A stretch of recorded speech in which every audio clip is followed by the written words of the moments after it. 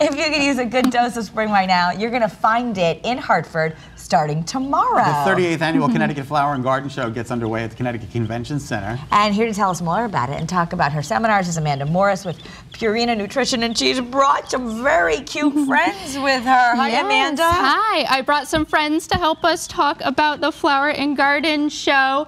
You know, the theme of the show this year is Charm of Spring, and somebody's being ignored. I'm sorry, Luke. We're going to get to you. Luke over there is like the Aflac duck, and he really wants to tell us something, but we're going to go to Luke in a moment. But this is so, it makes me feel like spring just looking at these baby chicks. I know, don't they just say spring? So this is really chick season.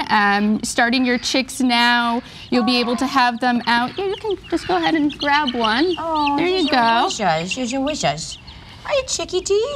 So having your chicks now, getting them started, you'll be able to have them out in your coop later this spring and laying eggs.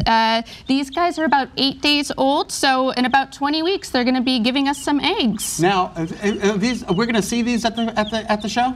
So these little nuggets aren't going to be with us. Like little chicks and other things, they're not going to be with you. So Luke is going to be with us with his brother Bo. As I can see Luke. Yep. We're going to have a nice exhibit, a duck exhibit, showing you how you can incorporate ducks into your garden. And then I'll also be presenting 4 seminars on incorporating chickens in your garden. I think we actually have some photos from last year. Yeah. It's just such a beautiful display of spring, and we could all need it right now, especially with another storm rolling in These tonight. I think are African violets. Oh my gosh, just beautiful. And you know, really can get inspired. We have something else, I guess your best in show last year. Oh, the aquascape. So maybe we could have little chicks along with some water. Definitely.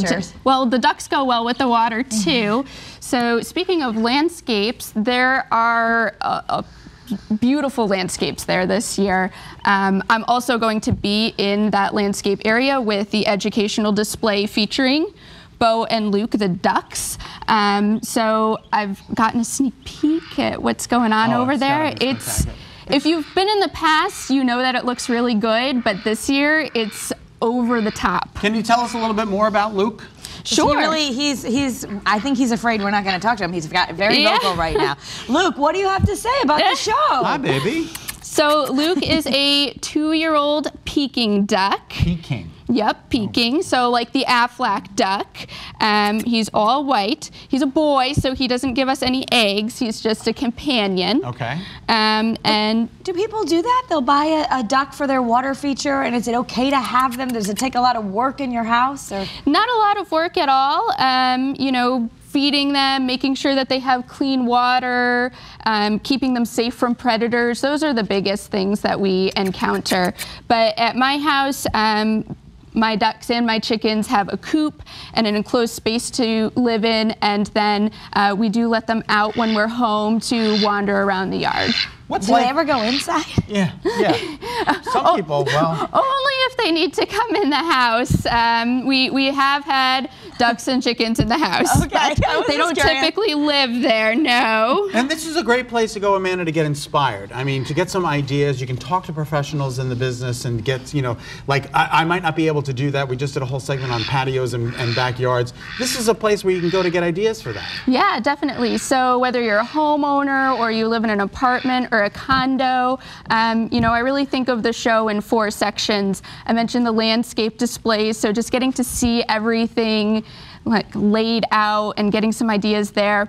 But we also have over 300 vendors for shopping. Oh, that's fantastic. 80 hours of seminar speakers. Even better. I didn't even realize that they have that. And then we have the Federated Garden Club judged show going on, which has over 500 exhibits this year. That is fantastic. And there's our cute little chickadees again. And people can learn about that. Is something you touched on that in the beginning, but people even in cities are getting their own chickens now and wanting to have fresh eggs. And can you learn about that at the flower show? Definitely. So that'll be incorporated in with my seminars as well, making sure that you're checking in with your local town office and seeing what the rules and regulations are in your area for keeping chickens. And Amanda, these are all the kind of eggs that they lay? Yeah, so I brought a couple of different eggs here just to show you some differences.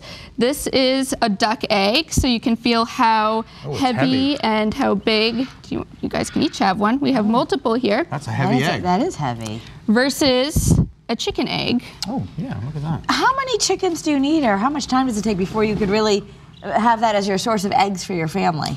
Well, it depends on how many eggs you'd like to get a day. It takes about 25 hours for one hen to produce one egg. Okay. So you need a lot of hens. Well, it depends, yeah. Depends. If you have 6 hens and they're all making about 1 egg a day, you get half a dozen eggs a day. Hey, can I ask you, why did the chicken cross the road? I'm not sure why. All right, I just wanted to know. Well, which came first, the chicken or the egg? I don't know. We can go on all day. All right, again, the Connecticut Flower and Garden Show kicks off tomorrow at the Connecticut Convention Center. It runs through Sunday. For tickets and information on who and what you're going to find there, head to ctflowershow.com.